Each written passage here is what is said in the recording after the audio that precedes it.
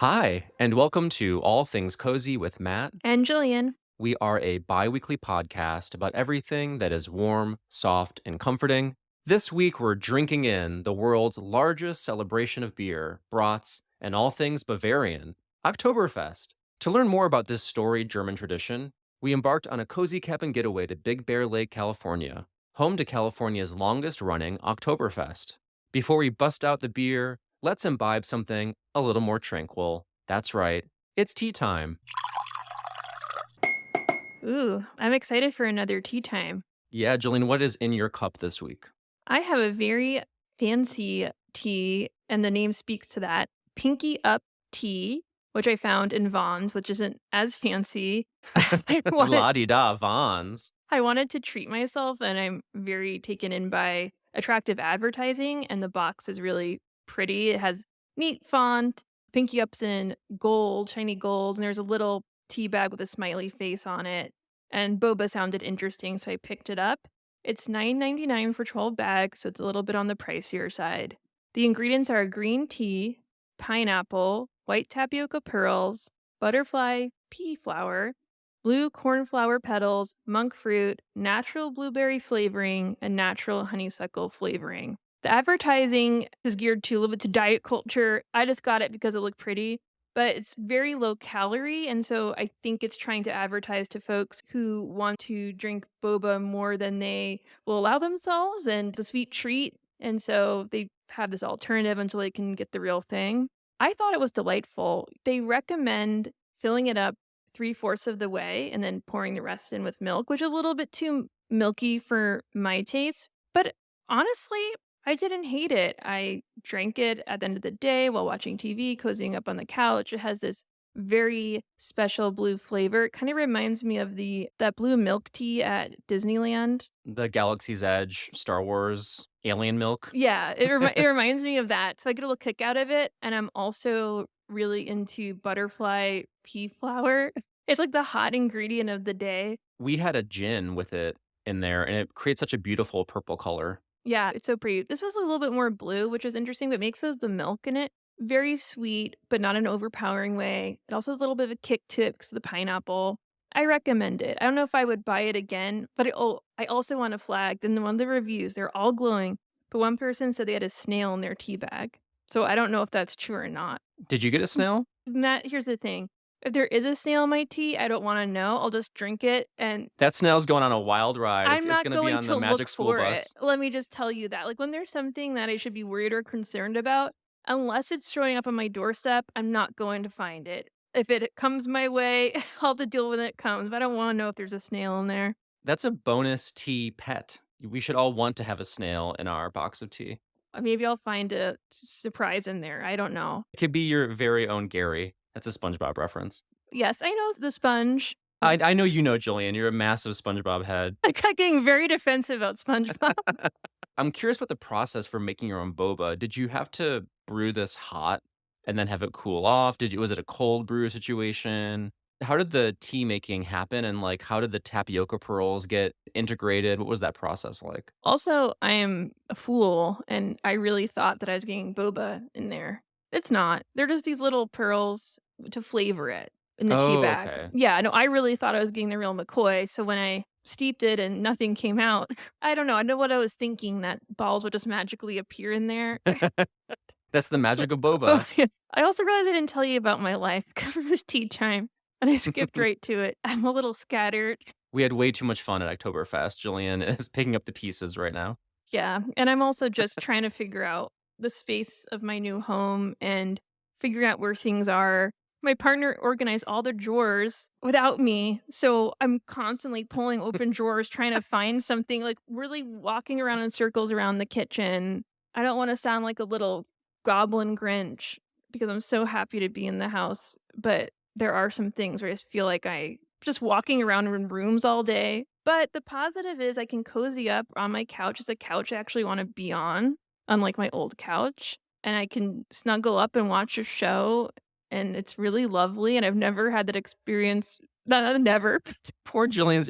She's never sat on a couch that she wanted to sit on until this Or our old couch Matt you sat on, you've probably been too polite and sweet as your nature is, but you probably didn't comment on it, maybe privately, I'm but very forgiving of couches. I'm comfortable with most anything. So I do know the difference though that a nice sectional can make, especially mhm, because you really get to lay down in the ways right. you've always wanted to just spread out on a couch. Since we bought our house in Missouri and we finally had room for sectionals for the first time, it's such a weird thing that you just start to covet when you live Mhm. in small apartments for most of your adult life and you just want to have an L-shaped thing that you can really just Preach. spread out on. At this point, like, I haven't purchased a couch recently that hasn't been a sectional because I'm just so in love with that feeling. So I totally get where you're coming from with that. Life's never been better, it's the definition of luxury in my book, but my old couch, that's probably very interesting to people, but the back cushions would get squished, and then my back would constantly be on a hard surface, and so I'd get back pain, and then I have to scrunch up my legs because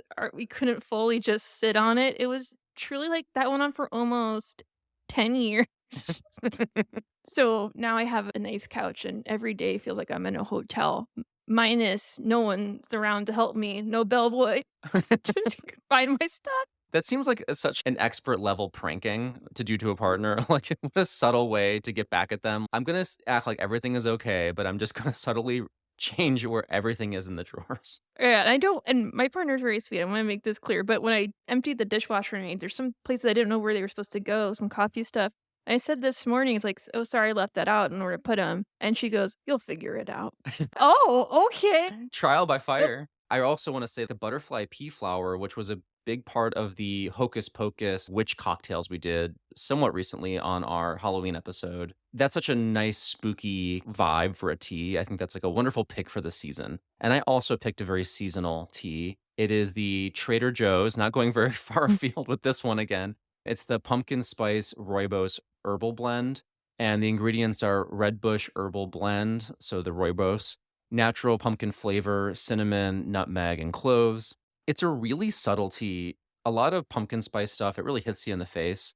What I like about this is that it's really smooth and low key and subtle and very drinkable. Usually, with pumpkin flavor stuff, I can have one and then it's time to move on to something else. But I could drink a lot of these in a row. It's a nice, slightly spicy herbal tea, very smooth finish, a pleasant experience. But I would say subtle is the name of the game with this one. Do you add any milk to it? No, I like to drink most tea and coffee black, but what if I put my coffee mate pumpkin spice creamer in this? Would Oh, that be man. disgusting? Pumpkin on pumpkin. Also, I got some pumpkin spice Starbucks coffee that was on sale at Target when I was there. I did discover like doubling up on the pumpkin creamer and the pumpkin coffee. Rancid, hated it. It was way too Really? much. Was it just too sweet? It's almost like it just brought out all the weird bitterness to it. Both of those are so lovely on their own, either the pumpkin spice creamer in a regular cup of coffee or the pumpkin spice coffee black.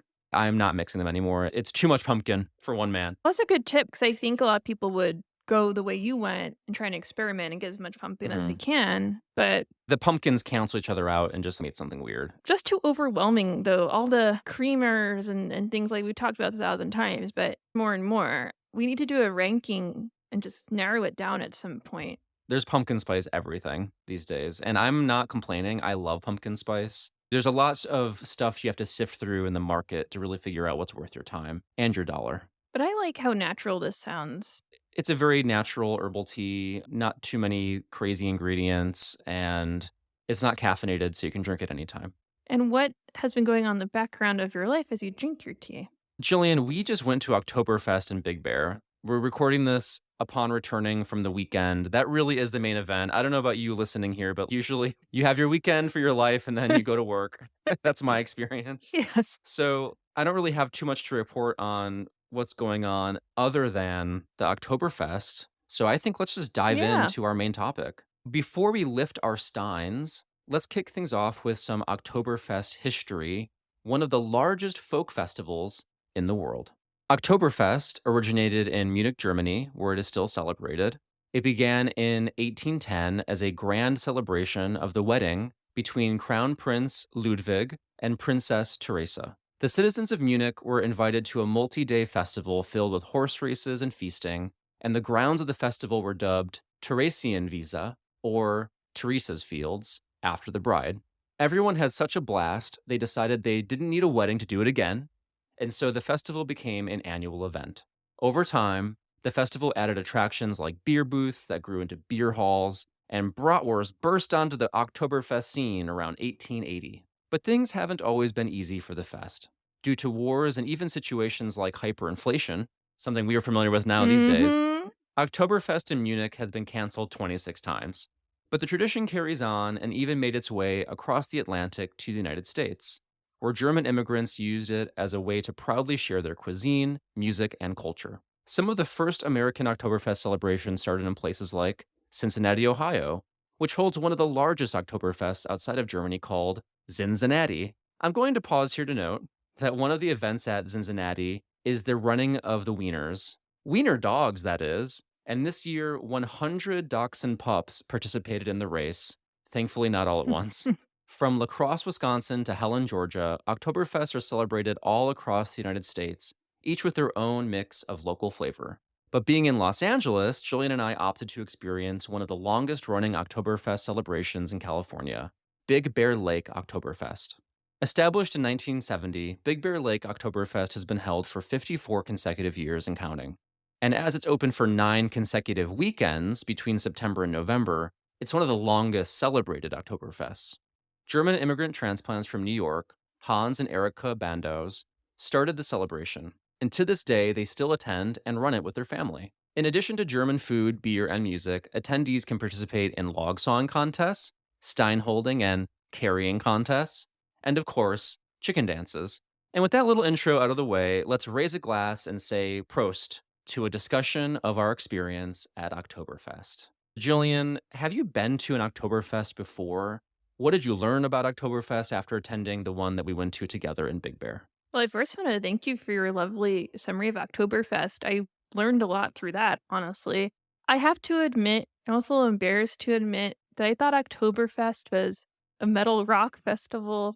The K really threw me off. You thought it was like the Warped Tour or something? I don't know, the K, I just like, "Oh, we're getting Is crazy," like, or like it corn or something. is I the don't K know. demonic to you? Honestly, like a tiny bit. But now that I experienced it, I'm absolutely in love with it. I've never attended one before. I was really excited when you brought this up as an idea and a trip. I thought it was great. Just the environment, we'll get to that later and talk about the actual atmosphere, but we also tried a ton of food, and what I learned is that potato dumplings, which we were very excited to have, we couldn't have the gravy with it because it had meat in it, and the people who were working them were so kind. They said, "We can still do potato dumplings." I think that they should always come with gravy or soup. So if you're going to try potato dumplings or make them yourself, put them in a soup or make sure you get that gravy on it. They need a little moisture. They're very starchy. My grandma would frequently make potato dumpling soup. I never really had like a potato dumpling dry, and they were quite difficult to eat that way. It was something. So I Yeah. got a little lesson on the food because I didn't know that was a part of German food, potato dumplings. And I also was just taken by the level of officialness. I think you have a good rundown of all of the official rules. I didn't know it was so serious, but I love how serious it is because that's what makes it Oktoberfest and not just some other random fall festival. Yeah, it really follows a lot of traditions and even the ways that they open the festival, the Burgermeisters that lead it, or all these different traditions that are included in throwing an Oktoberfest. It's very formalized, but in like a fun, everyone has a role at the party way. Yeah. And for me, I've frequented German markets around the holidays. And it's one of those things where you feel like you've been to an Oktoberfest before. You think to yourself, surely I've been to an Oktoberfest. And maybe I have in like a really small one in your downtown area or something. But I've never been to anything of this scale and level of commitment. And so that was new to me, like coming into like basically Oktoberfest land. And everything is so committed to German cuisine and culture and music, and everyone's wearing lederhosen. Like it was really Mhm. very seriously approached in a fun way, not like in a like everyone's dour or something, but like they took it seriously. Gonna be here and you're gonna have fun.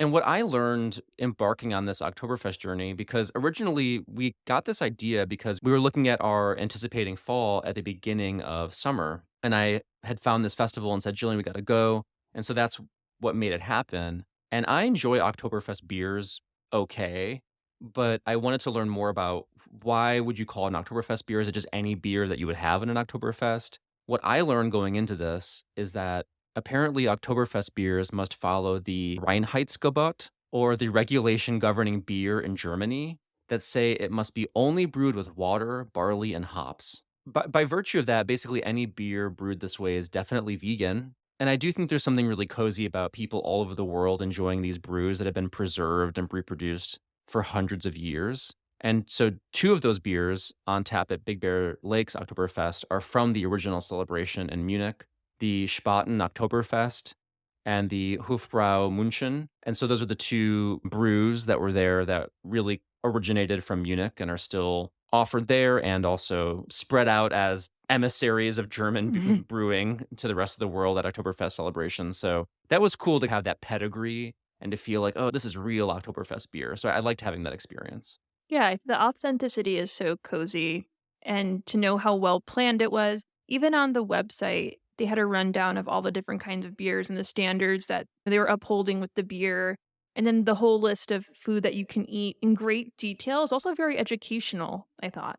Exactly. Yeah. And we have our most fun we learn, right, Julian? But gotta learn about that bratwurst, those pretzels. What did we think about the general atmosphere and the experience of attending the event? I love the decorations inside of the hall. And in the center of it, right in front of the stage on the ceiling, either it was a big light or chandelier, something akin to that. And then they had all of these blue and white streamers and blue and white flags draping a ceiling drape, if you will. And it was so beautiful. I think they threw in some fairy lights in there.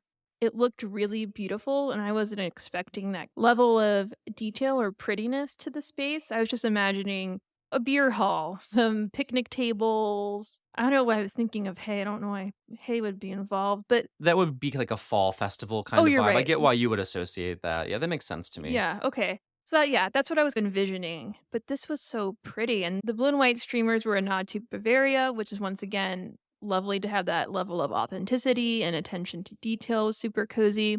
But also I loved the relaxed atmosphere. Everyone seemed so happy and in a good mood. Jovial, lots of dancing, eating. Everyone was just there either minding their own business or turning to their neighbor and chatting and enjoying the good food and drink together. It was just such a low key, fun vibe.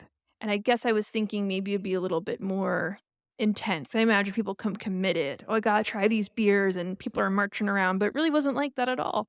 Yeah, it was a good mix of folks. What I really enjoyed too was that everyone seemed to be in a great mood. And I loved how you could either be in the thick of it dancing in the beer hall or find a quiet corner outside, which of course we did.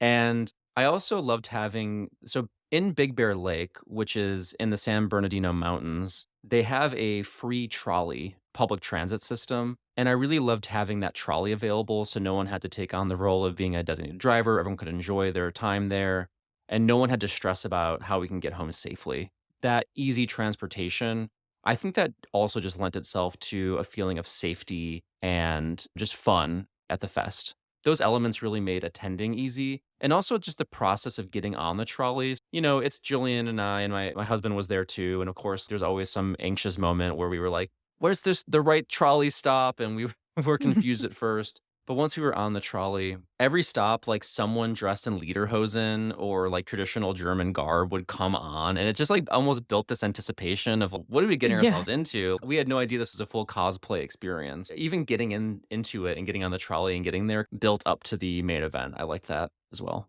Yeah, and the trolley driver was the nicest person, and so were just all the staffers at the event. One of the folks who was manning the pretzel cart, I thought he was just the sweetest guy. You really connected to the pretzel I man. really did. I imagine it'd be overwhelming to work that large of an event, especially where people are drinking, but he was just the happiest little guy, and he asked me which kind of pretzel I wanted, even they looked almost identical, and when I asked for mustard, he earnestly forgot to put it out for everyone, so he's like, "Oh, I'm so happy you mentioned it," because otherwise no one would be getting mustard for their pretzels. But yeah, everyone just was in a great headspace and mood. I also loved how there was a variety of people, older folks, families. It seems like everyone had something to do there and everyone could feel comfortable. On the topic of pretzels and your pretzel man, which brews and bites did you try and which was your favorite? Were there any standout drinks or dishes? Well, on the way to Big Bear, we're chuckling over some details in the menu because they said that the pretzels there that you would buy would be plastered on all caps. I added the caps. Our arteries were shaking. Yeah. I was like, "Oh my god, pretzel plastered with salt. Someone inject me with some H2O." I love pretzels. I could go for any kind of pretzels. I do have to say I prefer the New York pretzels because they have, you know what I'm talking about. They have the smooth, doughy yet tough texture to them, and I love those. But this was really good. This is more like bread, I would say, and you could share it and tear it off with people you came with. It's so big. The 3 of us enjoyed it together, and then also a little mini pretzel because I was afraid we would want more pretzels, so I got a really big one and a small one. It was great. We had cheese with our pretzel, which is a wonderful thing to dip it in and enjoy that, and also mustard. I realized I don't ever eat mustard. There's really not an occasion where I'm firing up my mustard bottle ever. I'm like, "Wow, I really need to get more mustard in my life." I did my pretzel and it was very good, and then I had it with my veggie bratwurst. Wow, where's the mustard in my life? I also got the Wurststeiner. I'm gonna try to say it with It sounds good fancily. to me, and I'm gonna use this opportunity to apologize for all the German I've been saying, because 'cause I'm sure I've been butchering it. We're all just trying our best here, please forgive us. Yes. So I got the Warsteiner Pilsner, which was very refreshing and crisp. I don't think the Pilsner is so official. I didn't try anything with Oktoberfest in the name. Maybe I should, but Pilsners tend to be a little light. And then I heard the guy in front of me, you got to get the Pilsner. So I'm like, okay, I'm easily influenced. So I went for that. It was a wonderful combination. Even so, the veggie dog wasn't anything to write home about. I really appreciated that they had the option because then we could all E participate. exactly, I love that they offered a vegan bratwurst, even if it was just the boring old Tofurkey brat variety. That inclusion was sweet. Yeah, it was just really nice, and I think the coziest part of it all is just sharing that pretzel. Who doesn't wanna share a pretzel among friends? Yes, that was very cozy and delicious too. Mhm. And it was not plastered with salt, at least the one that we got. Although we did notice another one from a different booth that was definitely plastered. We went to the non-plastering booth Yeah, for the pretzel, and I'm glad we did. he's a work in progress. For me, I really enjoyed the apple strudel. I thought that was overall the best bite. It had a nice buttery, flaky crust and a very fresh apple filling. And of course, with sweet stuff, I always get frustrated because I like trying sweet things, but I like only having a bite. But I don't stick to my guns the way that Jillian and my husband do, where they're like, I will only have the smallest portion because I'm really not into sweet things. My brain is broken because I've been raised to never waste food. And Mhm. so I can't throw it out. So who has to eat it? Me. So I always have a little resentment around desserts because I feel like I'm the cleanup crew when it comes to desserts Not a for bad my job to family and have. friends. It's not a bad job to have, but it comes with its drawbacks. Anyway, we're gonna leave those concerns at the door at Oktoberfest, but I really enjoyed the apple strudel. That was really tasty.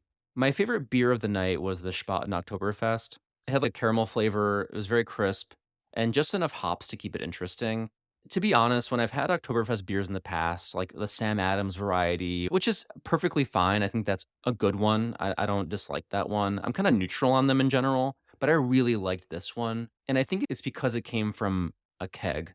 Like it was fresher versus sometimes when you have these sorts of brews that get transported, especially if they're an import and they're in like glass bottles and they can get a little skunky. It was nice to be in an environment that really made sure the beer was truly the coldest beer I've ever had in my Mm. life. It was so refreshing. It was very tasty beer and very fresh. Especially after a road trip, though I Yeah. wasn't the one driving on the harrowing road, so I was just a passenger hanging out, enjoying my life, just sitting in the back seat, but there's something after a long trip and drinking a fresh, cold beer that really hits the spot.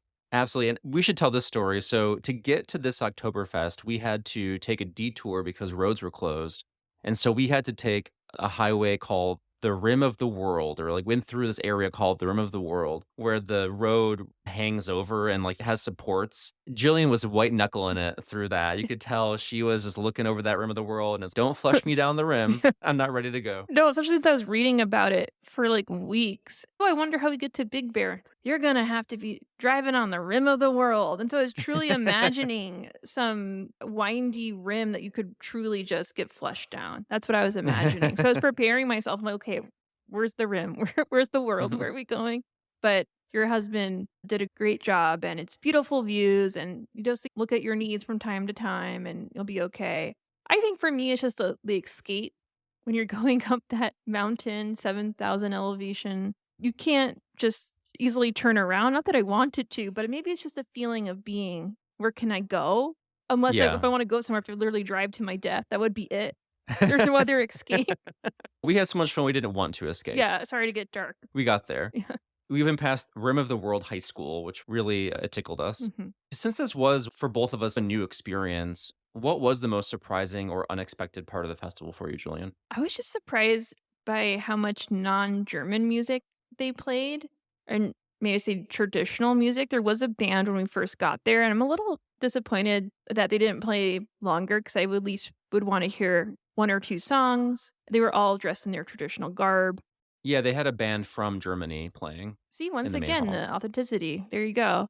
But after that, they had a DJ or a boombox, I don't recall what it was, and they were It playing. was a DJ, not Oh, a okay, boom. okay. Some neighbor just set down their old boombox from 1985 and just started playing the hits off a cassette. That's the vibe of the Oktoberfest, and I say that with such kindness because it felt so relaxed and everyone was in a good mood that I think if someone did slap down their boombox, no one would be asking to refund their tickets. But we did have a DJ, and they played all types of popular songs, and it was weird to see someone in lederhosen dance to "Shake It Off" or something like that. You say weird, I say transcendent. There was this little man in a top hat, and by saying little man, I don't mean literal. I need to stop doing that because little man is a term in endearment, not as they were literally little or like, oh, they're shorter or anything like that, or they're anything less about. I just say little. I do it all the time. Like, oh, the little mailman helped me open the mailbox. So I always do that. I need to stop doing that. Wait, it almost sounds imaginary. Oh, Jillian seeing the little man in a top hat again. You do have a history of trying to capture leprechauns, so we have to be mindful that one day Jillian is gonna really be convinced there's little men in top hats around. I really gotta stop. But this man, grown man, he was having the time of his life. Every time he walked back into that hall, and I don't know if top hats were part of German garb. I don't I think don't know that they they are. I are. think it was just his personal style. Yeah, he was dancing to everything. And then they did the chicken dance, which Matt, you informed me is very popular at Midwest weddings. Yeah, so every Polish wedding I've been to, we would do the chicken dance. Listeners, sound off in the comments.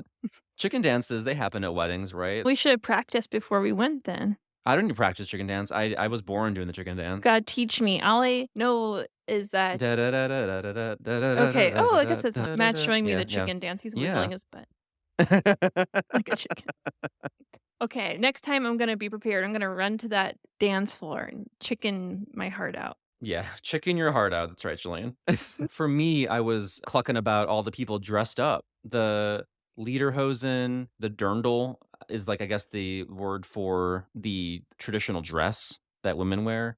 As far as the eye can see, traditional German folk costume. Honestly, there were so many people dressed up that there were times where I was like, I almost felt like I was in an episode of like Wishbone or something. I had been transported back into the Oktoberfest in the 1890s or something. And then I had to look around and be like, I'm not the only person wearing street clothes, right? And then I would find my people in the crowd. Okay, I'm not the only one. But if I go next time, I think I might lean in more to the Bavarian dress because I think it adds a little level of fun and people really seem to let loose when they were in their lederhosen. Yeah, or a little hat or a vest of some kind. It's always little with you. They got the little hats, they got the little top hats, little man. You can wear a big hat. Julian, would you go back to this Oktoberfest or attend another one like it? And if so, what tips would you have for anyone looking to attend an Oktoberfest celebration? I'd absolutely go to another Oktoberfest. I think I'd give this one a little bit of a break because I'm very curious to see how other cities or areas near me do it.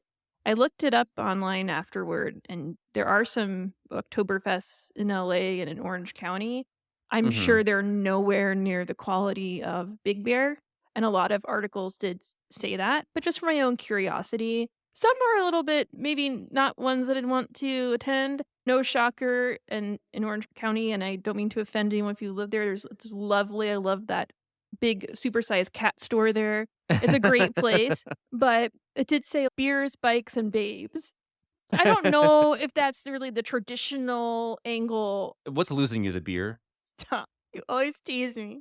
I just don't like they're putting up babes on a platter. I don't know, Julian. I Just saw you eyeing the steins that were of a woman's bust. he loves to tease me. He really does. I also stayed away from that. Maybe it's like books and magazines and bathrooms, which I have very strong opinions on, Matt. We don't need any steins of boobs or anything like that. Let's keep it tradish. Anyway, I think like many festivals and can be overwhelming and loud. And when we first got there, I think we're all on the same page of, oh wow, this is a lot, and I don't know how to feel about it yet. I'm not getting my bearings. I'm not picking up the vibe quite just yet. So we found a quiet spot outside and we breathed in some fresh air. And then we just tackled the event when we were ready.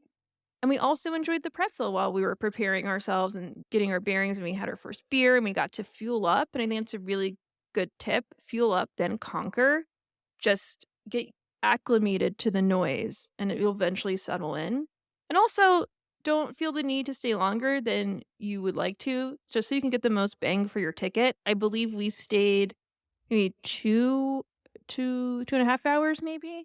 Yeah, that sounds about right. Like a little less than 3 hours. Yeah, for sure. And that was the perfect amount. We didn't feel like it, drug on, but we also got our fill and we got to see every booth, every event. I got to see the men holding Stein contest. I missed the women, which I'm glad they had both.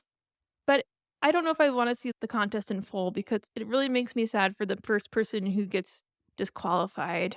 I don't want to see that. It makes me too sad. So I only just saw the winners, which was wonderful. Jillian only wants to see winners. She does not want to see any losers.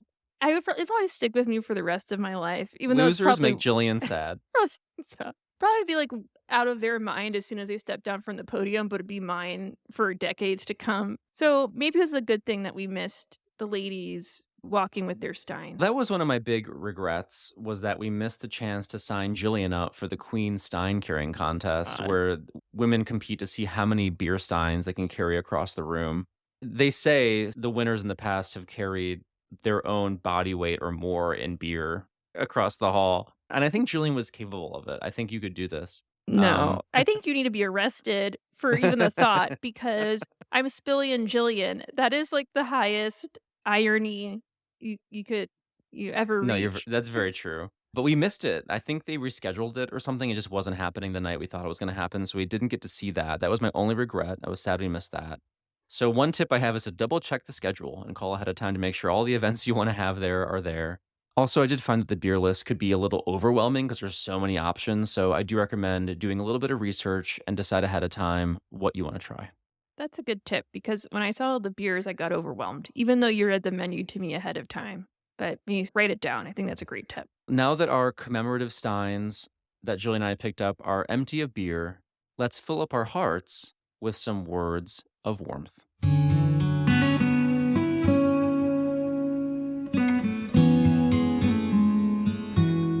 This week, my words of warmth are by Rainbow Rowell, one of my favorite authors, from her novel Attachments. And it reads October baptized me with leaves, swaddle me in corduroy, and nursed me with split pea soup. October tucked tiny candy bars in my pockets and carved my smile into 1,000 pumpkins. Oh, autumn. Oh, tea kettle. Oh, grace. That is really sweet. I love the baptize me with leaves. Yeah, that's the That's best part of amazing. it. Yeah. Yeah, I love this appeal, this call to autumn, and all the ways it makes us feel cozy. Just has that kind of classic Rainbow Rowell sense of humor to it. And I wanted to repeat this plea to October to please baptize us with leaves. And I think it'd be a cute idea to me slip some candy bars in folks' pockets. I don't want that to be too creepy, but maybe that'd be a nice October gesture. I don't know about that, Julian. I guess it'll melt in your pants. It looks like you pooped your pants. I feel that you're just like pranking people at that point. That's Yeah. that's your leprechaun coming out. You're trying to play tricks on people. Very tricky. Jillian, what are your words of warmth? I wanted to find a beer-esque quote, and this isn't just solely about beer, but it creates a nice visual of beer, so I thought I would give it a go.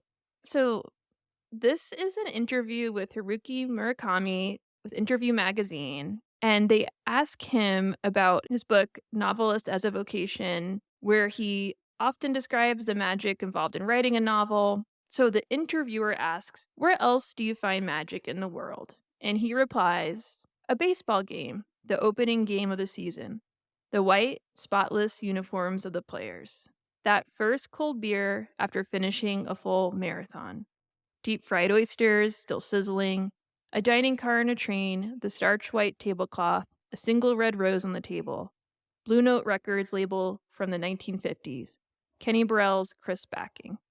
And maybe a cold beer to finishing a full marathon seems hideous to some folks, but I get what he's saying and trying to evoke with that. It's so refreshing and it can just pick you up, and there's something that another alcohol, like a red wine, will never give you, even though as much as I love red wine, cold beer can pick you up and put you back on track. I agree. Actually, all the long distance runners I know in my life, they absolutely love beer after they finish races. It's a tradition for all of the ones I know. I know that's not everybody, but I don't know all of them, but uh, I think that's definitely a thing. And I love that how evocative this quote is, Mhm. both about the magic of involved in writing a novel, but also this connection to these tastes and flavors and specifically a cold beer after finishing a full marathon. Yeah, they're simple beauties, which I like. Absolutely. Very Americana as well. Well, it's not an all things cozy episode without a candle review, and you know that we like to go thematic with it. To be honest with you, I'm still smelling beer. And it's not because I spilled some on my pants, okay, and need to wash my clothes. It's because I'm burning a beer scented candle. I am sniffing beer by 4 Points Trading Company. It was $15. We bought it at a strange little gift shop in Mm. Big Bear Lake, California. It's described as having an undeniable scent of malt liquor with a fruity twist that will surely give you the sensation of froth on your lips as you remember just how bittersweet that taste of hops was. Listener, it smells like a frat house in my house right Oh, now. It smells like oh no. everything is sticky, and it reminds me of when recently my husband and we picked up a growler at a brewery that we really enjoyed, and it was pretty far away. It was like in Long Beach or something. We're not a growler family when it comes to beer. This was big for us. We were so nervous about it, like carrying this big glass thing, and it was a very, I guess, like gassy carbonated IPA. All the shaking from the car ride made it explode in our car. A full growler of beer soaked into the floor of the passenger seat and all over my shoes and socks, and which is apparently was not a good place to put it ultimately because it was too shaky. So anyway, we pulled over, I got rid of it, we soaked up as much as we could, we cleaned it up, it took a while, but we got through it. But the smell that left over of a beer-soaked Prius floor is just like that. So look, I'm gonna give this props. It definitely smells like beer. This novelty candle is giving you exactly what it's advertising, so if you want to prank someone, if you want to set a scene, like, I don't know, in some haunted house or Mm. something, or you're playing a board game that takes place at a dive bar or something, then this is your candle. It will give you that scent and sensation. But if you're looking for a candle that will make your house smell good and will be a pleasurable scent experience, this is not it. It is a wick up for concept. It achieved its concept, but it is a wick down as a candle that I would recommend for purchase. I think that's one of the darkest reviews we've ever had. Yeah, a beer-soaked Prius really brought it into focus. For a second, I thought that because it smelled truly rancid when I opened up the candle. Like, it really smells like beer in its kind of worst way, which is just like when it's been evaporated and just leaves behind like a kind of acrid, sort of sticky, yeasty scent or something. When I started burning it, there was a moment where it's, oh, this is bready. Like, I could maybe get into it. There's like a little bit of something to it, but no, it just settled back into that acrid, like nasty sticky floor smell, and I don't love it. And you know what, listeners, I think you don't love hearing about it anymore, so I think it's time to move on. Thanks for taking one for the team. It was very brave of you, and we'll leave that sticky beer behind. And if anyone wants to pick up this candle, or have it mailed to you, let us know because I'm not burning it again. Julian and I may be chicken dancing out the door, but we first have a few shout outs we want to cluck about. First of all, thank you, Mike, for joining our Patreon. We really appreciate your support. You can join Mike in getting access to a book club episode or different access at our different Patreon tiers by joining our Patreon at patreon.com/allthingscozy. And thank you so much to former Crazy Horse Girl for leaving us a 5-star review on iTunes with this sweet message. What a joy this podcast is. I adore both the hosts and find the dynamic between them absolutely delightful. Though they do engage with nostalgia, I really enjoy that they introduce me to new cozy topics as well. My favorite segment is the candle reviews, as I am a candle fiend. So are we. Thank you for the goodness that you're putting into the world. Love to you both. That's so sweet. Yeah, thank you, former Crazy Horse Girl. Also, thank you for that wonderful username. Yes, and I'm glad that you find the dynamic between us absolutely delightful because I was feeling a little tired and cranky earlier, and Matt really put a pep in my step. And you know you have a true good best friend when they can put a pep in your step. Always. Yeah, I just gotta razz Jillian about her Little Men in Yeah. Hats and the Boobsteins, and she Light peps right right up. back up. Whether or not, you really enjoy festivals or whatever, I do recommend checking out an Oktoberfest near you if you haven't been. It's definitely a cultural experience. They're all over the place if you're in the United States, and I'm sure if you're elsewhere, they're there too, I bet. They're imported everywhere. It's like one of Germany's largest exports, it seems. So if you do attend an Oktoberfest, send us a cozy photo of you enjoying some pretzels, some brats, some beer, or whatever you're imbibing or drinking. Maybe some tea at the Oktoberfest. I don't know if they have that, but they should. Anyway, with that, we are going full bore into spooky season. Our next episode is going to be quite a witchy one. We're really excited to dive into our spooktacular in our next episode, and we hope you are too. So stay safe out there, stay away from those ghouls and goblins, and we hope you can survive until we're back in your ears in a couple more weeks with a brand new haunted episode. Until next time, stay Stay cozy. cozy.